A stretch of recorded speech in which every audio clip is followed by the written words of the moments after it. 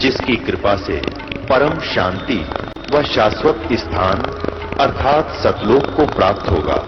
वो परमेश्वर कौन है, कहां है, कैसा है, जानने के लिए कृपया अवश्य सुनिए जगत गुरु तत्वदर्शी संत रामपाल जी महाराज के अमृत वचन। पुण्यात्माओं, ऐसे ही ये जो ज्ञान है आप प्रथम बार सुन रहे हो, इस भगवान के विषय में भी आप प्रथम बार सुन रहे हो। बहुत से कि प्रथम समझो, जिसने अब ज्ञान लिया, यहां से उपदेश लिया, वो प्रथम ही समझा जाता है।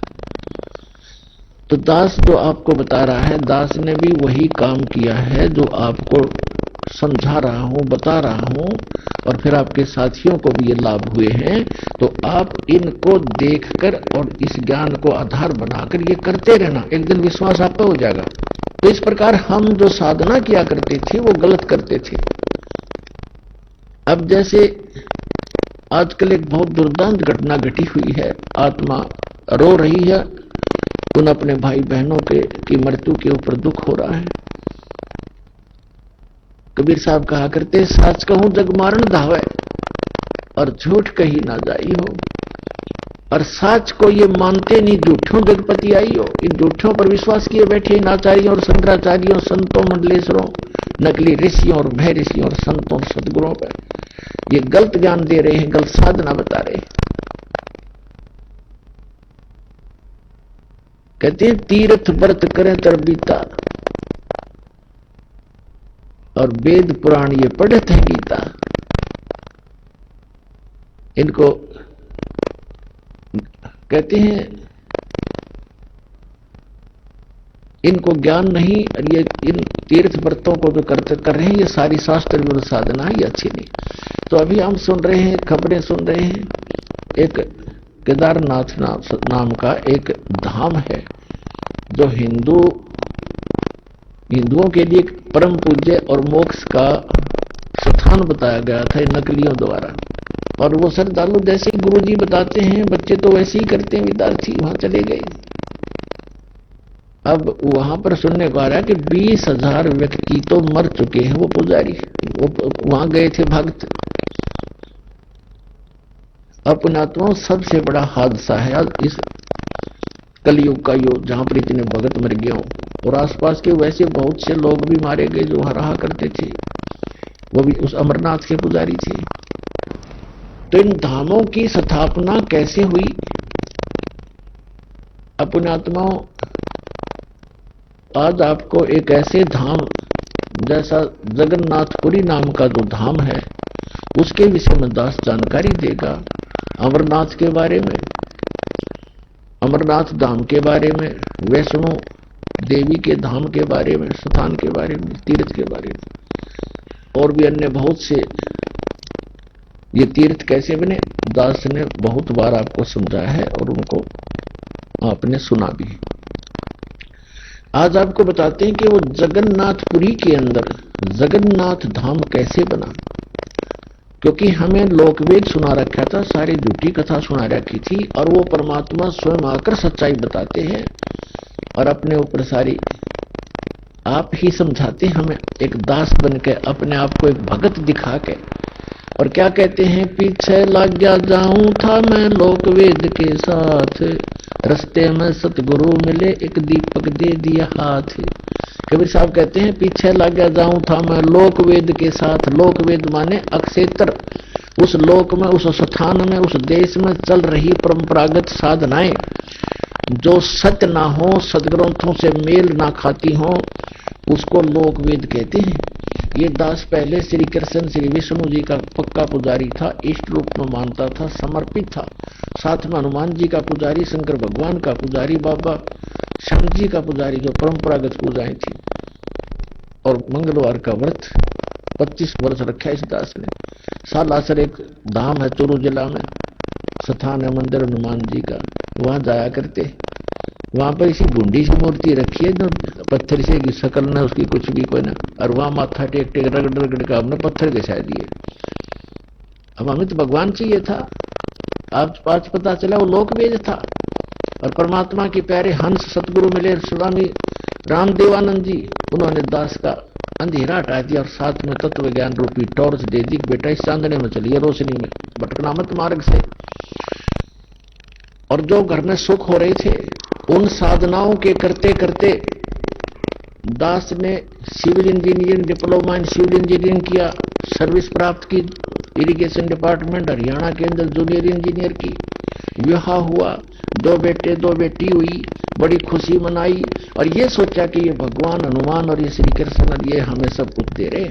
अब इस तत्व ज्ञान की रोशनी से पता चला कि हमें तो अपना केवल प्रारब्ध मिल रहा था और जिन पूजाओं को हम कर रहे थे उनको करते करते हमारे साथी वहीं के वहीं पड़े, उनका कुछ भी ना हुआ, उनको क्यों नहीं लाभ मिला। ये आज आंखें खुली, वो जो तत्व ज्ञान रूपी दीपक मिल गया। तो परमात्मा कहते हैं पीछे लग गया जाऊं था मैं लोक वेद के साथ और रास्ते में सतगुरु मिल गए, दीपक दे दिया हाथ। कहते हैं तत्व ज्ञान रूपी दीपक की रोशनी में चलेंगे हम, सीधे गड्ढों में नहीं गिरेंगे, झाड़ों में झंखाड़ों में नहीं फंसेंगे, यानी अज्ञान ग्रहण नहीं करेंगे। हम तत्व ज्ञान के आधार से अपना जीवन भक्ति रूपी सफर तय करेंगे। तो अब आपको जगन्नाथ के मंदिर की स्थापना कैसे हुई। पुण्यात्मा, जैसा कि दास ने कथा सुनाई थी कि श्री रामचंद्र जी ने समुद्र पर पुल बनाना था और उस पुल वो बना नहीं पा रहे थे, इसलिए समुद्र में घुटनों पानी में खड़ा होकर के प्रार्थना की। 3 दिन जब नहीं माना, समुद्र तट से मस नहीं हुआ, तो उसने कहा भाई लक्ष्मण मुझे अपना रागनी बांध दे। और ये समुद्र इस अभिमानी रावण का संग पाकर ये अभिमानी हो गया, उसका पक्ष कर रहा है, ये रास्ता नहीं दे रहा मुझे। और उसने तीर दिखा के और उसको फूकना चाहा था अग्नि बाण से, उसी समय विपर रूप धारण करके आया था और प्रार्थना करी थी कि ऐसा काम करो लाठी भी ना टूटे, सांप भी मर जाए। कि आपकी सेना में नल और नील नाम के 2 सैनिक हैं, उनके हाथ में ये पावर है, उनके हाथ से पत्थर तर जाएंगे, आप ऐसा ना करो, मुझे ना फूको। फिर नल नील के हाथ में शक्ति तो थी, लेकिन उस दिन उनमें भी अभिमान छा गया था। वह परमात्मा मुनिंदर जी की द्वारा दी हुई थी, कबीर साहब की दी हुई थी शक्ति, वह क्षीण होगी। फिर उनके दुख का निवारण करने के लिए स्वयं परमात्मा आए थे, मुनिंदर रूप में प्रकट थे, ऋषि मुनिंदर रूप में। तब वहां के पहाड़ को हल्का कर दिया था परमात्मा ने, एक रेखा खींच दी थी चारों तरफ, तब वो पुल बना था। अब क्या हुआ कि श्री कृष्ण जी चले गए, श्री कृष्ण के का तो नाश हो गया था, कुल नाश हो गया था श्री कृष्ण जी का दुर्वासा जी के श्राप से। आपस में लड़ मरे थे, पूरा यादव नर यादव कति खत्म हो गए थे। जो गर्भवती बहनें थी वो बची थी, वो संतान बच गई थी, वो तो गर्भ में थी। और श्री कृष्ण भी मारे गए थे तीर के माध्यम से। एक पारधी ने विषाक्त तीर मार दिया उनके पैर में। और वो कौन था? वो त्रेता युग में जब श्री रामचंद्र जी थे, उस समय वो बाली था, सुग्रीव का भाई बाली था, जिसको श्री राम रूप में श्री विष्णु जी ने धोखे से मारा था वृक्ष की ओट लेकर। तब उससे ने कहा था कि मरते समय कि आप तो विधि विधान को जानने वाले हो, आपने मुझे धोखे से मारा है, आपने बदला देना पड़ेगा। तो उन्होंने कहा था मैं द्वापर युग में आपका बदला दूंगा। तो वही बाली तो बना था पारधी शिकारी, और श्री कृष्ण श्री राम वाली आत्मा थी ही श्री विष्णु जी। तो उसके पैर में विषाक्त तीर मार के ऐसे ही धोखे से उनकी मृत्यु की थी। उसके बाद वो नगरी जो की तो सुनसान पड़ी थी, और वहां यादव की जितनी पत्नियां थी उनको लेकर के अर्जुन इंद्रप्रस्थ में आ गया था। रास्ते में कुछ भीड़ों ने लूट ली थी, कुछ उनके गहने लूट लिए थे, वो बहुत लंबी कहानी है, ये प्रसंग दूसरा है। और एक दिन उड़ीसा में एक इंद्र दमन नाम का राजा था। वो भगवान श्री कृष्ण का पुजारी था, परम भक्त था। स्वप्न के अंदर श्री कृष्ण जी ने दर्शन दिए और कहा कि इंद्र दमन एक मंदिर बना दे और जगन्नाथ नाम रख देना उसका, और एक ध्यान रखना उसमें कोई मूर्ति ना हो, उसमें कोई पाखंड पूजा नहीं होनी चाहिए, और उसके अंदर एक विपर छोड़ देना ब्राह्मण विद्वान, और उसके अंदर श्रीमद् भगवद गीता का पाठ करे, सदग्रंथों का ही आधार बनाकर वो ज्ञान देता रहे। कोई पाखंड पूजा मत करना, उसमें कोई मूर्ति स्थापना मत करना। और उन्होंने खुद जाकर स्वप्न में इंद्र दमन को ले जाकर के वो स्थान दिखाया जो समुद्र के किनारे पहाड़ पे था, थोड़ा सा पहाड़ी है, कि यहां बनाना। अब ऐसा कहकर श्री कृष्ण जी चले गए। इंद्र दमन सुबह उठा, उसकी खुशी का ठिकाना नहीं। अपनी पत्नी से कहा कि मुझे आज स्वप्न में परमात्मा दिखाई दिए थे। सारी कहानी बताई और कहा भगवान ने कहा कि एक मंदिर बना दे, और वो स्थान भी दिखाया मेरे को कि यहां बना दे, जगन्नाथ नाम रख देना। उसमें मूर्ति नहीं होनी चाहिए, पाखंड पूजा नहीं होनी चाहिए, कोई विपर छोड़ देना, वो कथा सुनाया करेगा। अब उसकी पत्नी बड़ी धार्मिक थी, वह बड़ी खुशी हुई, जो हो हमारे तो भाग जाएंगे। अब फिर भगवान ने कह दिया तेरे पास सारा संपन्न है, सारा धन है, बहुत पैसा है, और कर दे शुरू। तो इंद्र दमन ने बहुत से कारीगर बुलाए, उनसे नक्शा तैयार करवाया और जाके कहा कि यहाँ भगवान पहुंचे, वहां पर घूमते फिरते, और बताया कि यहाँ बताया था ये स्थान मंदिर बना दे। अब कारीगरों ने तो दर्दी नीम ज्यों की त्यों, और मंदिर बना के तैयार कर दिया। अब जो ही मंदिर बन चुका, अगले दिन पूजा करनी थी। उसी दिन समुद्री तूफान उठा, बहुत भयंकर, जैसे साइक्लोन कहते हैं। ये कई बार आता उड़ीसा के अंदर, तो बहुत तबाही मचा देता है, ढा देता है मंजिले मंदिरों उनको, मंजिलों को, मकानों को। ऐसा तूफान उठा 40 फुट ऊंचा, बहुत स्पीड का, ऐसे घूमता हुआ, और मंदिर को खत्म कर दिया, नामो निशान मिटा दिया। दूसरी बार फिर बनाया, दूसरी बार भी ऐसे ही हो गया, ऐसी स्थिति में आती। तीसरी बार फिर बनाया, ऐसे ही। चौथी बार फिर बनाया, क्योंकि आदेश था भगवान का। अपने दुर्भाग्य को कोस रहा था कि भगवान के आदेश का मैं पालन नहीं करा। कहने का भाव ये है कि खजाने का कोस भी खत्म हो गया, और 4-5 बार मंदिर ने, ये समुद्र ने ऐसी ही घटना कर दी।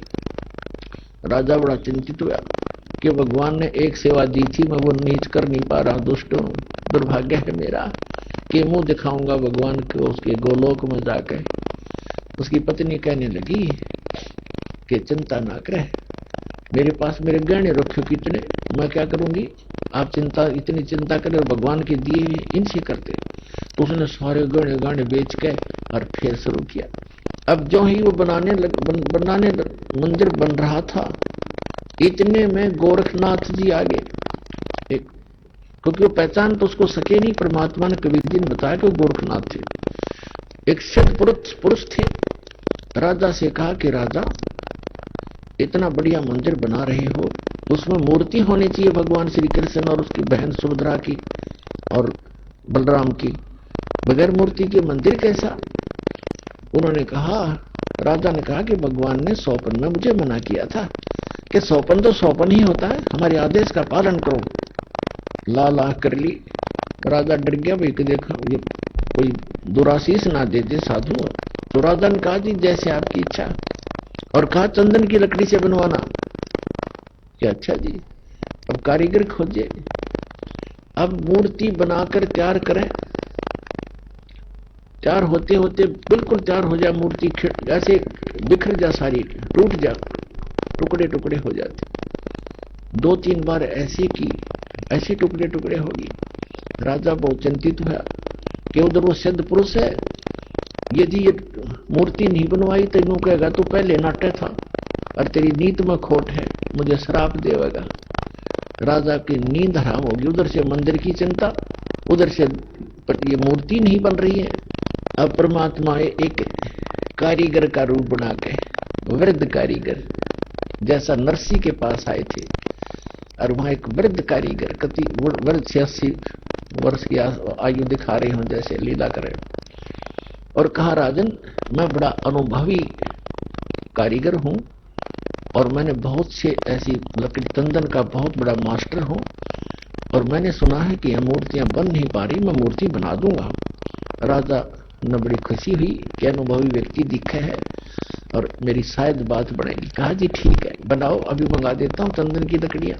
कहने लगा मुझे एक कमरे में बंद कर दो, इन जब तक मैं ये मूर्ति ना बन जावे मैं बाहर नहीं निकलूंगा। वैसे नहीं बनेगी ये मूर्तियां, और अब बनने के बाद मैं अपने आप आ जाऊंगा, चिंता मत करना। और तुम बीच में मुझे डिस्टर्ब ना करना, डिस्टर्ब करोगे तो मूर्ति जो कि तो जितनी बन चुकी होंगी उतनी रह जाएंगी। राजा ने बोला जी ठीक है, जैसे आपको। उसका भोजन पानी अंदर रखवा दिया सारा। अब वो नाथ जी आ गया कमरे में, भगवान ने बैठे 4-5 दिन हो गए, 3-4 दिन हो गए थे। उसने राजा से पूछा कि क्या मूर्ति बनाई? राजा ने कहा जी हम बहुत ट्राई कर रहे हैं, देखो बहुत सी मूर्ति बनाई, ये कारीगर बैठे थे वो भी बुला रखे थे, बुला लिए, ये बना रहे थे, ये टूट जाती है, देखो भगवान कितनी, एक नाथ जी कितनी लकड़ी खराब होगी, तब क्या, अब कैसे चलेगी? बनवानी है, वो अवश्य बनवानी है जी, बनवा रहा हूँ। एक कारीगर है बहुत अनुभवी और वो बना रहा है मूर्ति। तो नाथ जी ने कहा मुझे दिखाओ पहले, बनने के बाद उसमें कोई डिफेक्ट होगा, अभी तो जल्दी मंदिर तैयार होने वाला है, फिर रखनी पड़ेगी, कोई डिफेक्ट होगा तो मैं ठीक करवाऊंगा, ऐसी ऐसी वैसी मूर्ति थोड़ा रखने दूंगा। तो उन्होंने बताया जी, कारीगर ने कहा कि जब तक मैं मूर्ति नहीं बनेगी मैं बाहर नहीं आऊंगा, और बीच में तुमने मुझे छेड़ दिया तो मूर्ति वहीं की वहीं रह जाएगी। नाथ जी कहने लगे ऐसी कोई बात है, खुलवाओ इस दरवाजे को। अब खटाखट खटखट करे, कारीगर दरवाजा खोलो, कारीगर दरवाजा खोलो, नहीं खोला। तो उन्होंने सोचा, नाथ जी ने कहा कि हो सकता है बूढ़ा आदमी मर गया हो, तुम अच्छे व्यक्ति हो, दरवाजा तोड़ दो। दरवाजा तोड़ दिया, वहां कारीगर था ही नहीं। वह मूर्ति जितनी बन गई थी उनके हाथ हाथ बनाने रह रहे थे, वह न्यू के न्यू रह गए। तीनवा के वह टूंड और पैर के पंजे, वो तीनवा न्यू हाथ टूंड न्यू के न्यू, कारीगर था नहीं। अब राजा कहने लगा जी और बताओ अब क्या करूं?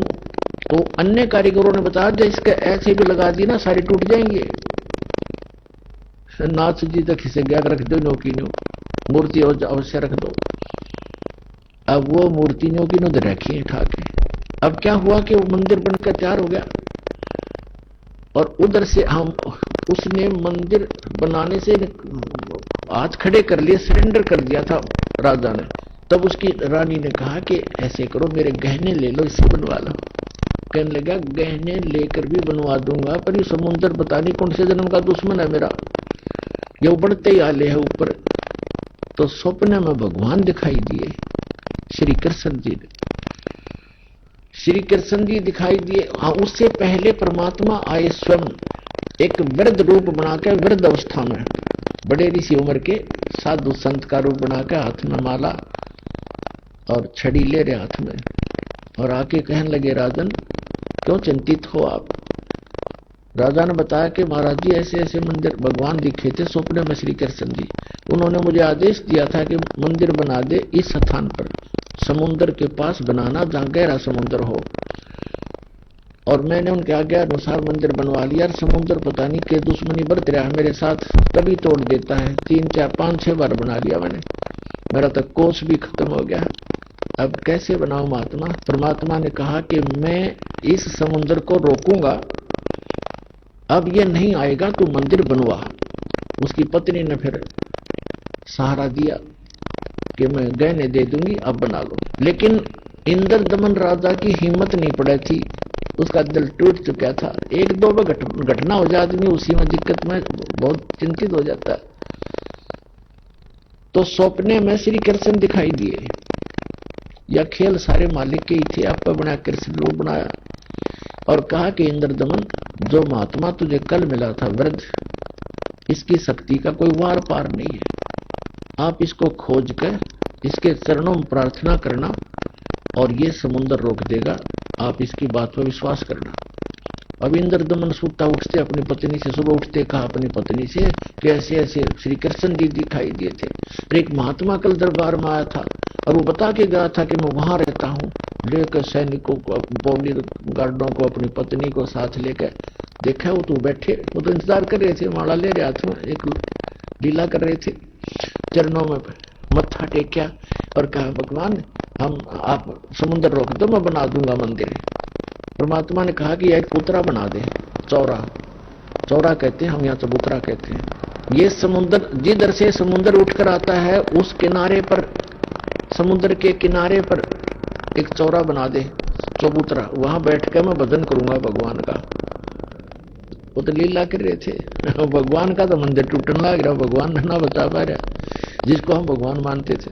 तो परमात्मा बोले ठीक है, चबूतरा तराश का पत्थर बड़ा बढ़िया वो बना दिया, चबूतरा चौरा बोलते हैं उसको। और वहां परमात्मा बैठ के माला लेकर, एक वो समरणी, ऐसे समरणी होती है, ये एक हाथ सारा लेकर बैठ जाते हैं, उसको फावड़ी सी बोल रहे हैं उसको। वो साथ में लेकर बैठ गए, मंदिर बनकर तैयार हो गया, कति और मूर्ति उधर से मालिक ने बनाई दी थी। वह समुद्र एकदम उठा, 40 फुट ऊंचा, और तूफान का रूप धारण किया। और परमात्मा ने ऐसे कर दिया, अब जहां वो था समुद्र वहीं रुक गया, इतना वेग से आ रहा था। वो पानी ऐसा रुक गया जैसे पहाड़ बन जाता है, ना नीचे जावे ना ऊपर, ना आगे ना सरका, वहीं खड़ा हो गया। इस जल स्रोत का एक देवता है, उसका नाम समुद्र है। वैसे वरुण नाम है, वरुण के अंतर्गत एक समुद्र नाम का अन्य असिस्टेंट है। तो वो समुद्र आएगा वहां पर विपर रूप धारण करके, और कहा भगवान मुझे चलने दे मेरे जल को, जो मैंने आज्ञा दी है इसको, जो मैंने आज्ञा दी है इसको जाने दो जल को आगे। परमात्मा ने कहा क्या करेगा तू आगे जाकर, कि इस मंदिर को तोड़ूंगा। परमात्मा बोले कि ये ऐसा वैसा मंदिर नहीं है, इसमें कोई पूजा, इसमें कोई पाखंड पूजा नहीं चलेगी, इसके अंदर कथा करा करेंगे भगवान की, और कोई ऐसा वैसा मंदिर नहीं है जिसमें किसी को भ्रमित किया जाता हो। और एक भवन है भगवान का, यह कथा होती है, इसको मत तोड़ तू। मंदिर को तोड़ा नहीं करते। तो वो कहने लगा नहीं मैं अवश्य तोड़ूंगा। परमात्मा बोले जा फिर तोड़ दे, जा तोड़। कहने लगा मैं आपकी शक्ति के सामने मैं निष्क्रिय हो गया हूं, आपसे अर्ज करता हूं आप हट जाओ रास्ते से। अगर नहीं, अब नहीं हट सकता, मैंने वचन दे रखा है। तू क्यों तोड़ता है इसको, तेरे क्या दुश्मनी है तेरी इसके मंदिर के साथ। तब समुद्र ने कहा कि जब ये श्री कृष्ण, ये जगन्नाथ श्री राम रूप में था, इसने मेरी बेइज्जती करी थी, इसने मुझे डरा धमकाया था, अग्नि बाण दिखाया था, मेरी इंसल्ट करी थी, उसका बदला लूंगा, इसको खत्म करूंगा, नहीं बनने दूंगा इसका यहाँ पर। तब परमात्मा ने कहा कि देखो इसको तो तू तोड़ नहीं सकता, तेरे में हिम्मत है तो तोड़ दे। फिर कहने लगा जी मुझे कोई विकल्प बताओ, मेरी इज्जत रह जाए। कहने लगे जाके उसकी द्वारका को डुबो ले, वो खाली पत्थर खाली पड़ा है, और यहाँ आसपास भी नहीं आ जाना, 1 मील दूर भाग जाए यहां से, तेरी खैर नहीं। अगर फिर भी तो दोबारा इधर आ गया था। आज प्रमाण है जगन्नाथ के मंदिर को दास देख कर आया था, सिर्फ कुछ भक्तों को साथ लेकर ये देखने के लिए कि वास्तविकता है क्या। वहां पर कबीर पंथियों द्वारा सुरक्षित वो चौरा स्थान, वो चबूतरा भी है, वहां एक अच्छा मकान सा बना रखा है, उसके ऊपर एक मंदिर सा बना रखा है यादगार बनाए रखने के लिए। और उन्होंने भी यही कथा सुनाई कि यहाँ बैठकर भगवान श्री कबीर परमेश्वर जी ने समुद्र रोका था। मंदिर वहां से लगभग 1.5 किलोमीटर दूर है, इतनी दूर समुद्र हो गया वहां से। तो उधर से द्वारका को समुद्र ने अपने अंदर समा लिया, उसका खत्म कर दिया द्वारका भी। अपन आत्माओं, ये कथाएं हमने जो रियल ज्ञान था सुना नहीं था, और इन हमारे धर्म गुरुओं ने हमारे को लोग वे दंत कथा सुना रखी थी, हम मूर्ख बना रखे थे, हम रंग दिए उस झूठे रंग में। अब सच्चे ज्ञान को सुनते सुनते हमारी जो है ना मन कई बार बगावत करता है, फड़कता है, लेकिन कहां तक फड़केगा, आखिर में टेकना पड़ेगा इस मन को, क्योंकि अज्ञान से ये उसमें रंगा था, तो ज्ञान इसके अंदर समा जाएगा, तो ये अपने आप सेट होगा। अब क्या होता है देखो, आपको हिंदुस्तान के अंदर हिंदुओं को खूब पता है कि आज से 500 1000 वर्ष पहले, 600 वर्ष पहले, 100 वर्ष पहले, 50 वर्ष पहले कितनी छुआछात थी, हमने देखी खुद। हरिजनों को, छोटी जाति वाले जो मानते थे, इनको मंदिर में तक घुसण भी नहीं दिया करते। बाहर खड़े खड़े ये अपना कोई मांग मूंग लेते, जो लेना देना होता बाहर ही दे दिया करते, इनको टुकड़े टाकड़े। इतनी छुआछाती, मंदिर में प्रवेश नहीं करने देते थे। केवल पुजारी ही वहां जाते थे या कोई स्वर्ण जाति के ही मंदिर में प्रवेश होते थे। अब आप देखते हो, शुरू से जब से जगन्नाथ का मंदिर बना है उसमें छुआछात नहीं है। क्यों? उसमें भगवान बदल गया या विधान बदल गया इन धर्म गुरुओं का? वहां क्यों नहीं छुआछात? कोई जवाब नहीं इनके पास। अब सच्चाई क्या है ये दास बताएगा। अब जब वो मंदिर बनकर तैयार हो गया और मूर्ति स्थापना कर दी, अगले दिन उसकी पूजा करनी थी। वो प्राण प्रतिष्ठा का है ना, वो करनी थी। देखा कल मारी जा रही हमारी कारीगर तो मूर्ति बनावे और पुजारी उसमें प्राण डाल है और फिर हम पूजा उस पत्थर ने। बता, ये थी पूजा हमारी। प्राण उसमें प्राण प्रतिष्ठित करे था, करे पुजारी, अभी भी इसमें प्राण डाल दिए। और भगवान खा करेगा जब हमने प्राण डाल दिए उसमें? अकल मारी जा रही थी हमारी, कोई ज्ञान नहीं था, कोई आधार नहीं था। तो फिर क्या हुआ? सुबह चले पांडे पूजा करने के लिए, राजा भी साथ में, रानी भी साथ में, सैनिक भी साथ में, आगे आगे पांडे। और परमात्मा वहां घूमते थे, उनको पता था ये शूद्र है। ब्राह्मणों को, पंडितों को पता था कि शूद्र है। परमात्मा जगन्नाथ के मंदिर के गेट के बीच में खड़े हो गए उस दिन, जिस दिन वो आए थे पूजा करने के लिए। अब परमात्मा ने पीछे मुंह कर लिया, जिधर से वो आ रहे थे मंदिर को देख रहे थे, ऐसे खड़े खड़े, जैसे अजनबी व्यक्ति देखा करता पहली बार आके। अब जो ही वो मुख्य पांडा सामने आया, पहले तो वो मंत्र मंत्र करता नहीं, देखता होता तुझे कोई देख रहा कि नहीं, आज तू सबसे प्रमुख है। सामने निकट आकर देखा कि एक शूद्र खड़ा है गेट पर। परमात्मा को उसने ऐसे हाथ मारा और परमात्मा इतनी दूर गिर गए जाके और कहा, शूद्र तुझे शर्म नहीं आती? तो ऐसे पवित्र मंदिर के द्वार पर खड़ा है, दूर मर जाए यहां से। तो उन्हें अछूत कर दिया सारे मंदिर को। अब परमात्मा एक तरफ बैठ के जाके, जैसे एक ऐसा ही व्यक्ति बैठ जाता है, एक तरफ नौकर के बैठ गए। अंदर जाकर क्या देखते हैं? वो तीनों मूर्ति उस अछूत का रूप धारण किए हुए हैं। अरे क्या हो गया, अरे ये क्या हो गया, ये कोई जादूगर है, ये अछूत कोई जादूगर है, देखो मूर्ति कैसी बन गई है। परमात्मा थोड़ी देर में फिर लीला खत्म कर दी। वो नो के नो श्री कृष्ण खड़े, फिर उन्होंने मांझा धो गंगा,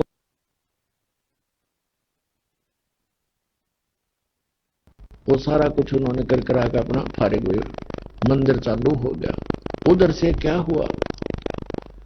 उस मुख्य पांडे ने, जिसने भगवान का धक्का मारा था, धक्काए थे, उसके सारे शरीर में कोढ़ शुरू हो गया। कोढ़ ही हो गया, चाम कटकट पड़े, सारी रात रोए चिल्लावे, सारी जड़ी बूटी करवा ली, सारी सतुति प्रार्थना। भगवान कृष्ण का कट्टर पुजारी था, उसको अर्ज कर लिया। तो सपने में श्री कृष्ण दिखे उसने और कहा जाके कि पांडे, उस महापुरुष के चरण धो के पी ले, तेरा तब पीछा छूटेगा, नहीं तो तेरी जान नहीं बचेगी। मेरे पास कोई तेरा समाधान नहीं इसका। अब कहते मरता क्या नहीं करता है। उसने अपने साथी पांडे बुलाए और कहा, भी भगवान ने ऐसे ऐसे कहा है, मेरा बुरा हाल है और ऐसे आदेश दिया है भगवान ने, क्या करूं मैं? वो कहने लगे, क्या फर्क पड़ता है, जान बच जाएगी, चल चरणामृत ले ले, उसके माफी मांग ले, क्षमा याचना कर ले। परमात्मा बैठे थे वहां, घूमा करते हो तो काम ही सारे थे। अब वो पांडा तो लेकर चल रहा कटोरे में जल, चरणामृत बनाऊंगा। वो निकट आओ, परमात्मा आगे को चल दे, नहीं पांडे दूर रहना, हम अछूत है, दूर रहना, अछूत है। और वो हाथ जोड़े, महाराज डट जाओ, महाराज जी रुक जाओ, मैं मर गया, मेरा बुरा हाल है। कि नहीं, आप अछूत, आपको अछूत के निकट नहीं आना चाहिए।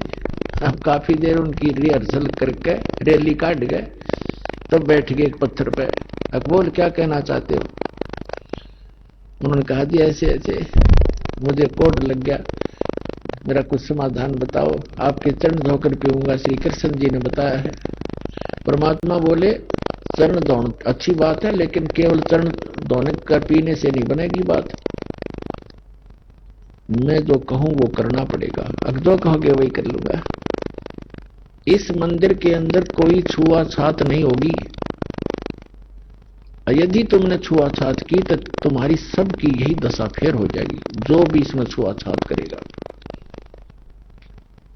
और एक पत्तल में शूद्र और ब्राह्मण रोटी खाओगा। मंजूर है? अगदी मंजूर है कि ठीक है, ले जा चरणामृत। चरणामृत लेगा ने बोला 40 दिन नहाइए, इसमें सुरक्षित रखना, बाल्टी में थोड़ा बहुत डालते रहना, नहाता रहना और इसमें से पीते रहना, 40 दिन में ठीक होगा। कहते तो फिर बीच में क्यों तुरंत ठीक हो जाए तो फिर भूल जाए आदमी। तो ये दास उस मंदिर को देखकर आया था, सन 2000 की बात है। कुछ भक्त हमारे साथ थे, तो वहां एक पांडा था गाइड। हमने उनसे पूछा कि हमने ऐसे ऐसे सुना है कि यहाँ कोई छुआछात नहीं, कि नहीं कोई छुआछात नहीं है, यहाँ पांडा भी पुजारी भी अगर आवश्यक हो और कोई भी आओ यहाँ पर अछूता हो, कोई सब इकट्ठे बैठकर खाते हैं खाना। मैं बोला भाई सारे मंदिरों में ऐसा नहीं है, तो इसमें क्यों ऐसा है कि छुआछात नहीं है? कि ये लीला है भगवान की, लीला है जगन्नाथ की। तो बात हुई जगन्नाथ, कोई सिर पैर है तुम्हारी बात का? लीला है जगन्नाथ की। दूसरे मंदिरों में जगन्नाथ कहाँ गया जहां तुम किसी ने घोषणा बना दिया करते? फिर मैंने उसे प्रश्न किया कि हमने सुना है कि ये मंदिर पहले 6 बार टूटा, फिर कैसे बना भाई, ये किसने बनवाया? कि लीला है जगन्नाथ की। बता कोई खाक है इनका उत्तर, लीला है जगन्नाथ की। कहने लगे हमने सुना है 2-3 बार टूटा है, 6 बार तो नहीं, 2-3 बार सुना है हमने। फिर किसने बचाया इसको कि लीला है जगन्नाथ की? तेरा सिर है जगन्नाथ की लीला। कक्का पता नहीं, दुनिया पंडा जी मूर्ख बना रखे वहां पर। उसमें मूर्ति रखने का आदेश नहीं था, तुमने मूर्ति रख रखी है। अर्ध रात्रि बीत गई थी, सौपन में दिखे घनश्याम, इंद्र दमन एक मंदिर बनवा दे, जगन्नाथ हो जिसका नाम। इंद्र दमन एक मंदिर बनवा दे, जगन्नाथ हो जिसका नाम। अर्ध रात्रि बीत गई थी, सौपन में दिखे घनश्याम, इंद्र दमन एक मंदिर बनवा दे, जगन्नाथ हो जिसका नाम। इंद्र दमन एक मंदिर बनवा दे, जगन्नाथ हो जिसका नाम। सुन राजा एक भवन बना दे, संग समुद्र गहरा हो, गीता जी का ज्ञान चले वहां, विपर कथा कोई कह रहा हो। न मूर्ति न पाखंड पूजा, वो सहज स्वभाव से रह रहा हो। योग युगत की विधि बतावे, जिससे मन इंद्री पर पैरा हो। कलयुग में जो नाम जपेगा, उसके सरेंगे सारे काम। इंद्र दमन एक मंदिर बनवा दे, जगन्नाथ हो जिसका नाम। इंद्र दमन एक मंदिर बनवा दे, जगन्नाथ हो जिसका नाम। अर्ध रात्रि बीत गई थी, सौपन में दिखे घनश्याम, इंद्र दमन एक मंदिर बनवा दे, जगन्नाथ हो जिसका नाम। 5 बार मंदिर बनवाया श्री कृष्ण जी के कहने से, मंदिर टूटा अवशेष बचाना, वो तेज समुद्र बहने से। 5 बार मंदिर बनवाया श्री कृष्ण जी के कहने से, मंदिर टूटा अवशेष बचाना, वो तेज समुद्र बहने से। कहे कबीर अब मंदिर बनवाओ, यो टूटे न मेरे रहने से, छठी बार मंदिर बनवाया राजा ने रानी के गहने से। कहे कबीर अब मंदिर बनवाओ, ये टूटे न मेरे रहने से, छठी बार मंदिर बनवाया राजा ने रानी के गहने से। कह श्री कृष्ण ये पूर्ण ब्रह्म कबीर यही है, इसके चरणों में कर ले प्रणाम। इंद्र दमन एक मंदिर बनवा दे, जगन्नाथ हो जिसका नाम। इंद्र दमन एक मंदिर बनवा दे, जगन्नाथ हो जिसका नाम। अर्धरात्रि बीत गई थी, सौपन में दिखे घनश्याम। इंद्र दमन एक मंदिर बनवा दे, जगन्नाथ हो जिसका नाम। कहे कबीर एक चबूतरा बनवाओ, जहां राम नाम लौलाऊंगा। जिस पर बैठ मैं समुद्र को रोकूं और मंदिर को बचाऊंगा। कहे कबीर एक चौरा बनवा दे, जहां बैठ राम नाम लौलाऊंगा। जिस पर बैठ समुद्र को रोकूं और मंदिर को बचाऊंगा। अब कहे समुद्र उठो भगवान, मैं मंदिर तोड़ने जाऊंगा। राम रूप में इसने मुझे सताया, वो बदला लेना चाहूंगा। कहे समुद्र उठो भगवान, मैं मंदिर तोड़ने जाऊंगा। राम रूप में इसने मुझे सताया, वो बदला लेना चाहूंगा। अग्निबाण से इसने रास्ता मांगा और कहा था मुझको नीच गुलाम। इंद्र दमन एक मंदिर बनवा दे, जगन्नाथ हो जिसका नाम। इंद्र दमन एक मंदिर बनवा दे, जगन्नाथ हो जिसका नाम। अर्धरात्रि बीत गई थी, सौपन में दिखे घनश्याम। इंद्र दमन एक मंदिर बनवा दे, जगन्नाथ हो जिसका नाम। इंद्र दमन एक मंदिर बनवा दे, जगन्नाथ हो जिसका नाम। श्री कृष्ण जी की पूरी द्वारका, परमात्मा ने कहा समुद्र से, श्री कृष्ण जी की पूरी द्वारका उस पर जाकर लाओ घात। इधर समुद्र बहर जो आ गया तो ठीक नहीं रहेगी बात। कृष्ण जी की पूरी द्वारका उस पर जाकर लाओ घात। और सुनो समुद्र जब इधर फिर आ गया ठीक नहीं रहेगी बात। एक मील वो सागर हट गया, जोड़ करके दोनों हाथ। और पूरी द्वारका डबो ली थी, वो श्री कृष्ण जी की बिगाड़ी जात। एक मील समुद्र हट गया, जोड़ करके दोनों हाथ। और पूरी द्वारका डबो ली फिर श्री कृष्ण जी की बिगाड़ी जात। पर्वत की जो रुक्या समुद्र, पर्वत की जो रुक्या समुद्र, ऐसे जगन्नाथ का बन गया धाम। इंद्र दमन एक मंदिर बनवा दे, जगन्नाथ हो जिसका नाम।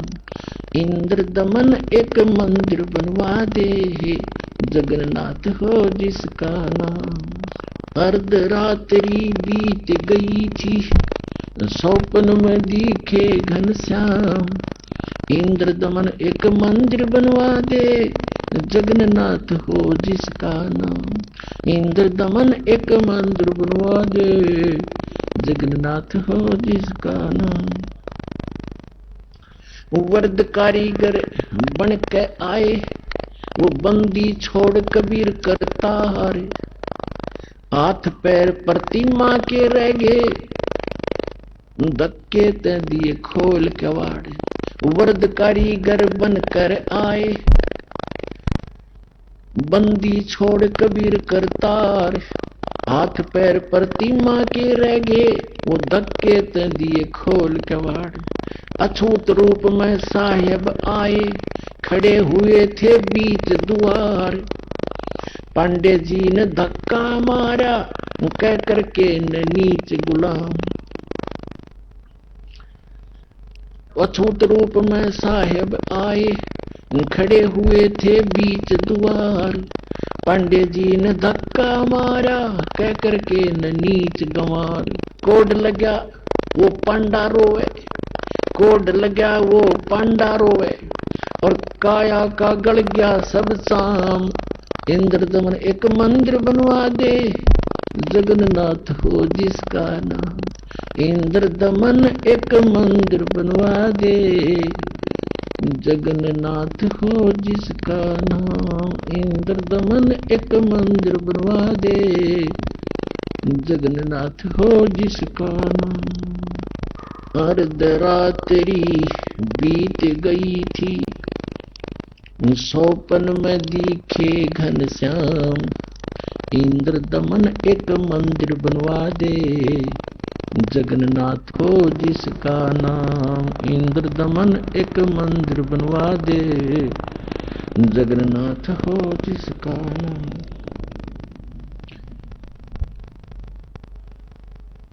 चरण धो पांडे ने पिए, चरण धोकर पांडे ने पिए, ज्यों की तो फिर होगी खाल। और कहे कबीर सुनो सब पांडा, यहाँ पर छुआ छात की न चाल चाल।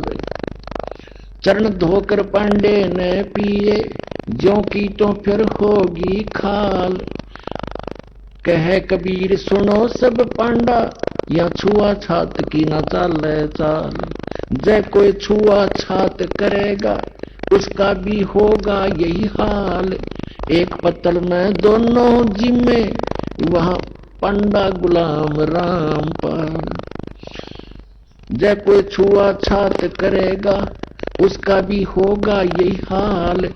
एक पत्तल में दोनों जिम्मे, पंडा गुलाम राम पाल। इसमें कौन सा भगवान बदल गया, ओ हे कृष्ण ओ हे राम। इंद्र दमन एक मंदिर बनवा दे, जगन्नाथ हो जिसका नाम।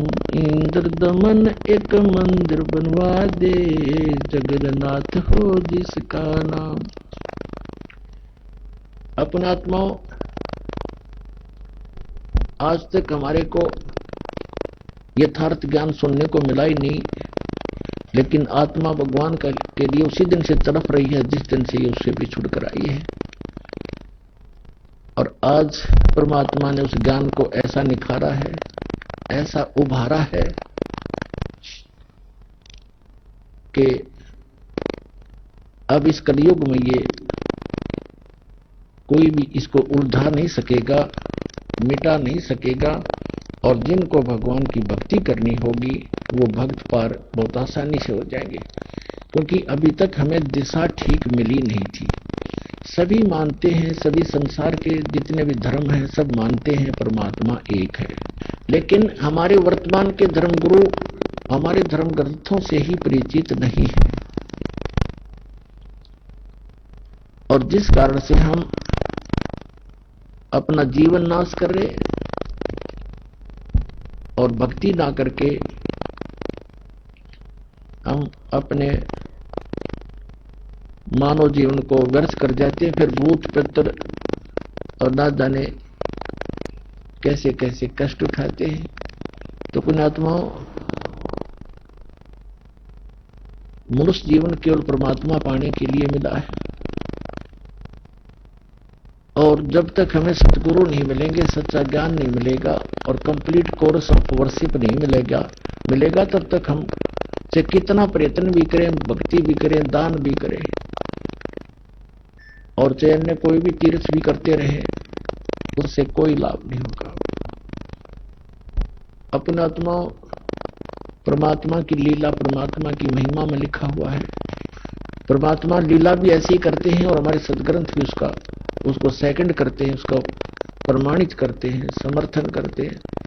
क्योंकि हम जितने भी धार्मिक जो धर्म बने हुए हैं और जितने धार्मिक व्यक्ति हैं, प्रत्येक अपने अपने सदग्रंथों को सही सत्य मानते हैं। हिंदू धर्म के अनुयायी अपने पुराणों को, अपने वेदों को, अपनी श्रीमद् भगवद गीता को, इनको सबको कति सत्य मानते हैं और बिल्कुल सत्य है। लेकिन हमें ज्ञान उसके विपरीत प्राप्त है।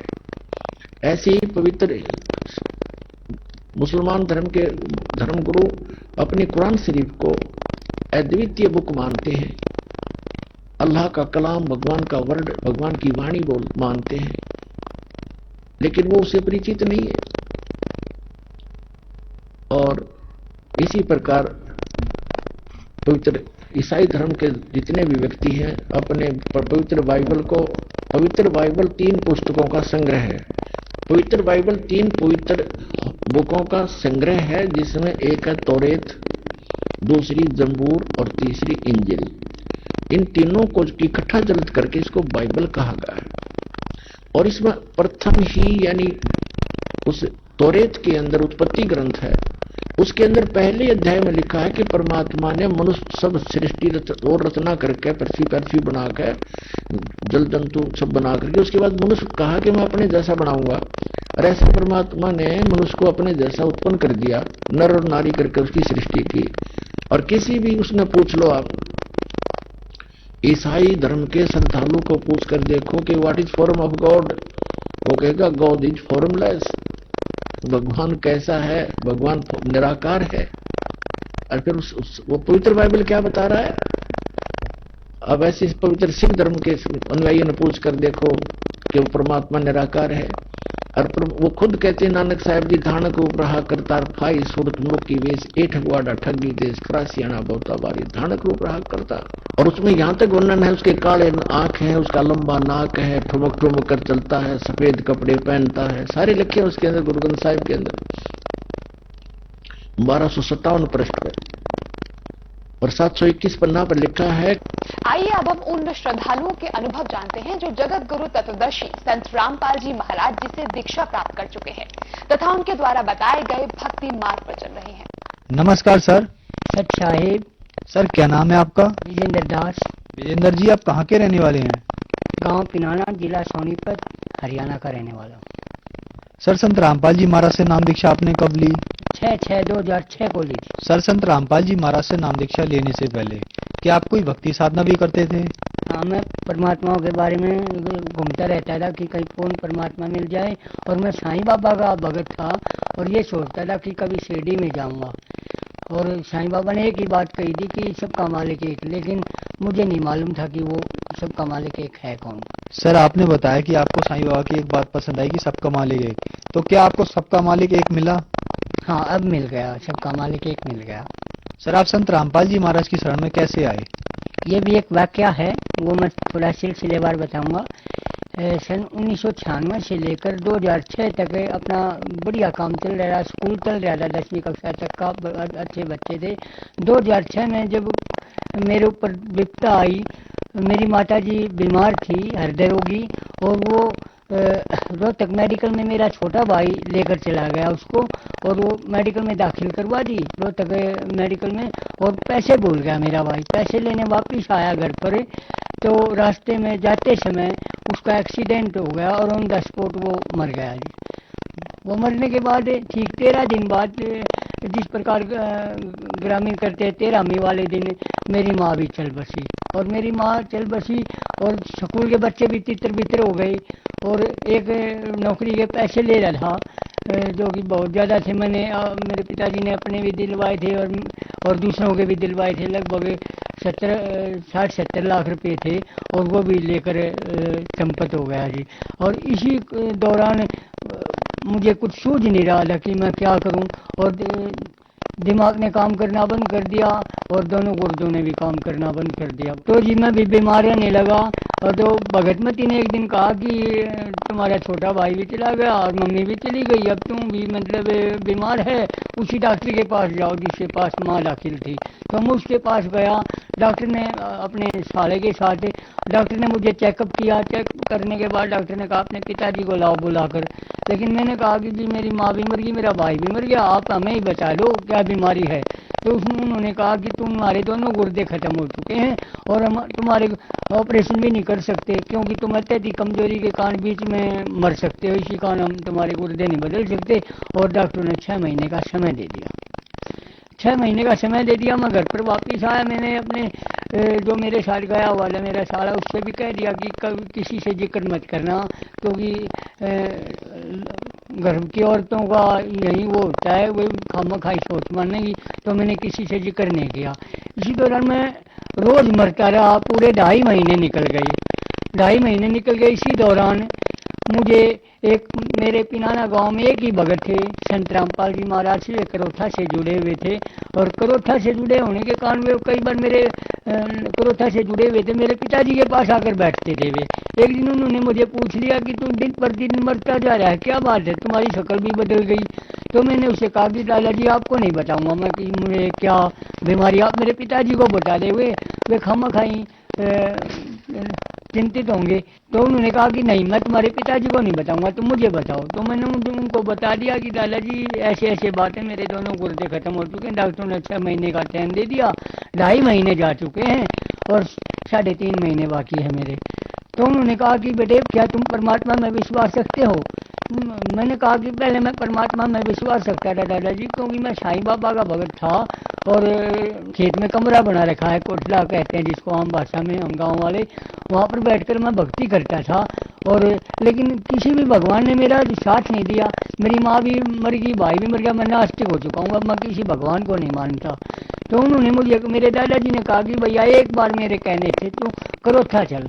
तो मैंने मना कर दिया। तो उन्होंने बार बार जिद की। अगले दिन फिर आया, तीसरे दिन उन्होंने कहा कि मैं तुम्हारा काम कर दूंगा 3 दिन का और तुम मेरे साथ चल। तो मैंने कहा कि मैंने भी सोच मानी, बोला मेरा काम कर देगा, इसका कोई लाभ नहीं मेरा काम करने से। तो मैंने उसकी हामी भर ली, अब चलते हैं दादाजी। तो मैं उसके साथ करोथा चला गया जी, करोथा आश्रम में। संत रामपाल जी महाराज का उस दिन सत्संग था 3 दिन का। और 3 दिन का सत्संग के दौरान संत रामपाल जी महाराज ने अपना सत्संग शुरू किया। तो मैंने भी देखा, मगर चलो देखते हैं। परमात्मा ने जब प्रमाणित किया, गीता जी के अध्याय नंबर 16 के श्लोक नंबर 23 में जब प्रमाणित किया, जो पुरुष शास्त्री विधि को त्यागकर अपनी इच्छा से मनमाना आचरण करते हैं, उनको न तो सुख मिलता है, न उनकी गति होती है, न मोक्ष मिलता है। और 24वें श्लोक में कह दिया, इसे तेरे लिए है अर्जुन, करते और अकर्तव्यों की व्यवस्था में अर्थात कौन सी भक्ति करनी चाहिए, कौन सी नहीं करनी चाहिए, इसके लिए शास्त्री प्रमाणित है। तो मेरा दिमाग घूम गया, क्योंकि मैं तो मनमाना आचरण कर रहा था, मुझे लाभ कहाँ से मिलेगा। तो उसके बाद संत रामपाल जी महाराज ने बताया कि आज तक मैं ओम नाम को सबसे बड़ा मानता था, क्योंकि हमें बचपन से शिक्षा दी जाती थी कि ओम नाम से तो बड़ा, इसका बड़ा न कोई जो स्मरण करे ओम का शुद्ध आत्मा हो। उसी दिन उसे अपने दादाजी का हाथ पकड़ लिया और उसे कहा कि दादाजी इस संत का नाम दिलवाओ मुझे, क्योंकि ऐसा ज्ञान मैंने आज तक नहीं सुना। तो मैंने 6 जून 2006 में संत रामपाल जी महाराज से गुरु दीक्षा ली। सर, जैसे कि आपके बताए अनुसार आप पे दुखों का पहाड़ टूटा हुआ था। पहले आपकी माताजी की मृत्यु हो गई और फिर आपके भाई की मृत्यु हो गई, और आपका जो स्कूल था वो भी बंद हो गया। और जब आप परेशान रहने लगे, डॉक्टर ने आपको बताया कि आपके दोनों गुर्दे खराब हैं और आपकी जीवन ज्यादा नहीं है। फिर आपने संत रामपाल जी महाराज से नाम दीक्षा ली। तो क्या संत रामपाल जी महाराज से नाम दीक्षा लेने के बाद आपकी परेशानियां ठीक हुई? संत रामपाल जी महाराज के से नाम दीक्षा लेने के पश्चात मुझे थोड़ा थोड़ा आराम महसूस हुआ और 1 हफ्ते में आराम लगने लगा। उसके बाद मैं घरवाली बोली कि तू एक बार दोबारा चेक करवा करा। तो मैं डॉक्टर के पास गया, उसी डॉक्टर के पास। उस डॉक्टर ने मेरा चेकअप किया और कहा कि तुम्हारे दोनों गुर्दे अब बिल्कुल सही हैं, तुमने कहाँ से दवाई ली? तो मैंने उनको बताया कि संत रामपाल जी महाराज से मैंने नाम दीक्षा ली। तो डॉक्टर तो नहीं मानते इस चीज़ को। तो मेरे दोनों गुर्दे ठीक होने के बाद मैं भी अचंभित रह गया और मैंने एक ही बात वो करी कि परमात्मा ने शास्त्र विधि अनुसार मुझे भक्ति दी और उससे मुझे बहुत सारे लाभ हुए। मेरे गुर्दे बिल्कुल ठीक हैं, 2006 से लेकर अब तक बिल्कुल ठीक है मेरे गुर्दे। उसके बाद मैं भगतमती को कहने लगा कि परमात्मा आए हुए हैं, चलो तुम भी चलो। तो भगतमती कुछ दिनों तक नहीं मानी, फिर भगतमती भी आ गई, पूरा परिवार आ गया। उसके बाद मेरे पिताजी थोड़े एंटी हो गए मेरे से, क्योंकि वे कहने लगे कि तुम कहाँ जाने लगा, ऐसी जगह नहीं जाते। क्योंकि उसी समय करोथा की लीला कर दी थी परमात्मा ने। तो वे कहने लगे इस तरह तो ठीक है, मेरा छोटा बेटा जी जाता है, तू मर जाता उसकी जगह, वो भी ठीक था, तू कहाँ जाने लगा, और जब तू मरेगा तो 5.25 का प्रसाद बांटूंगा, यहाँ तक भी कहने लगे। तो ये सिलसिला 2 साल तक चला। और उसके बाद संत रामपाल जी महाराज अपनी करोठा की लीला पूरी करके बाहर आए, और उसके बाद मेरे पिताजी बीमार पड़ गए जी। एक दिन बीमार पड़ने के बाद वे पूरे 15 दिन तक रोहतक मेडिकल में रहे। रोहतक मेडिकल में रहने के बाद उनको कोई आराम महसूस नहीं हुआ, और ऑपरेशन बोल दिया। ऑपरेशन के दौरान डॉक्टरों ने कहा कि यहाँ पर मशीन नहीं है, तुम्हें बाहर से ऑपरेशन करवाना पड़ेगा, 4.5 लाख रुपए तक का खर्चा आएगा। तो फिर मैंने कहा पिताजी से कि पिताजी आपका ऑपरेशन करवाएंगे। और 2 बेड थे सर जी, एक बेड इस साइड में, एक बेड इस साइड में। एक पर जो मेरे पिताजी लेटे थे, एक पर मेरे पिताजी से भी कम बीमारी का मरीज लेटा हुआ था। रात को वो मर गया जी। रात को वो मर गया तो मेरे पिताजी सुबह उठे और आंखों में पानी आ गया उसके, और कहने लगे भाई विजेंद्र अब मैं बचूंगा नहीं, मैं तेना बता दूं किसका लेना देना है। लेकिन मैंने कहा कि पिताजी आपका ऑपरेशन करवाएंगे, भगवान ने सांस दे रखे तो हम थोड़ा मतलब आपका इलाज हम पूरा करवाएंगे। तो मैं चाय लेने के लिए नीचे आ गया सर जी। जब मैं ऊपर गया तो मेरे पिताजी ने एक ही बात कही थी कि बेटे विजेंद्र एक काम नहीं कर देता हूँ। मैं क्या पिताजी? तो उन्होंने कहा कि तू अपने बाबा के पास ले चल मुझे। तो परमात्मा ने बड़ी लीला की और घर पर ले आया मैं उसको, वहाँ से छुट्टी दिलवा कर। और अगले ही दिन बरवाला में सत्संग था 3 दिन का, संत रामपाल जी महाराज के पास ले गया और सत्संग के दौरान पूरा सत्संग सुना 2 दिन। और तीसरे दिन उन्होंने नाम दीक्षा ली और धीरे धीरे उसको आराम लगना शुरू हुआ। और मैंने फिर डॉक्टर से चेकअप करवाया तो वे भी स्वस्थ हो गए और आज तक स्वस्थ हैं। मेरे पिताजी शराब बहुत पीते थे, क्योंकि हफ्ते में 2 दिन तक तो दीवारों का सहारा लेकर घर पर आते थे, क्योंकि कईयों ने शिकायत भी की भाई अपने पिताजी को संभालो, ज्यादा पीते हैं। और ओक्का तो यहाँ तक पीते थे कि खेत में जाओ थे ना, जब ओक्ति भर कर ले जाया करते ताकि बीच में नशा न टूट जाए, इतना ज्यादा नशा करते थे। और संत रामपाल जी महाराज ने उसका नशा बिल्कुल छटवा दिया जी। और अब ये ओके की तरफ अदर ओके का धुआं भी उसको मतलब आनी करता है जी। अब परमात्मा ने धीरे धीरे दोबारा लाइन पर गाड़ी चला दी और अब दाल रोटी ठीक चल रही है इस दास की, और परमात्मा की रजा हो रही है। और लाभ मीना मेरे घर में लड़ाई झगड़ा भी रहता था, लेकिन वो परमात्मा की रजा से वो भी बिल्कुल ठीक हो गया। भूत प्रेतों की समस्या थी, मेरी माता जी और मेरे जो छोटे भाई थे वे भूत प्रेतों के कहानी चले गई। और भूत प्रेतों की समस्या से मुझे निजात संत रामपाल जी महाराज ने दिलवाई। अब कोई समस्या नहीं है। तो जो श्रद्धालु आज आपको देख रहे हैं और वो भी किसी न किसी बीमारी से ग्रस्त है, उनके लिए आप क्या कहना चाहेंगे? उनके लिए ये दास कहना चाहेगा कि आप संत रामपाल जी महाराज से शास्त्र विधि अनुसार संत रामपाल जी महाराज दीक्षा देते हैं, उससे दीक्षा लीजिए और अपना कल्याण करवाइए। क्योंकि बगैर शास्त्र विधि के जो हम भक्ति करते हैं उससे कुछ नहीं हो सकता, न तो बीमारी कट सकती है और न हमारा मोक्ष हो सकता है। शास्त्रों के अनुसार भक्ति कीजिए और संत रामपाल जी महाराज से नाम दीक्षा लेकर और अपना कल्याण करवाइए। सर, संत रामपाल जी महाराज से नाम दीक्षा कैसे ली जा सकती है? कई टीवी चैनलों पर, साधना चैनल है जैसे, कई टीवी चैनलों पर सत्संग आते हैं और उनके नीचे एक पट्टी चलती रहती है, उसमें फोन नंबर दिए हुए हैं।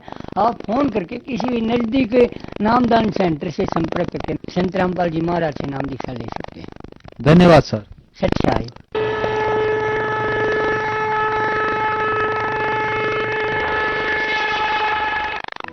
आप सुन रहे थे जगत गुरु तत्वदर्शी संत रामपाल जी महाराज के मंगल प्रवचन।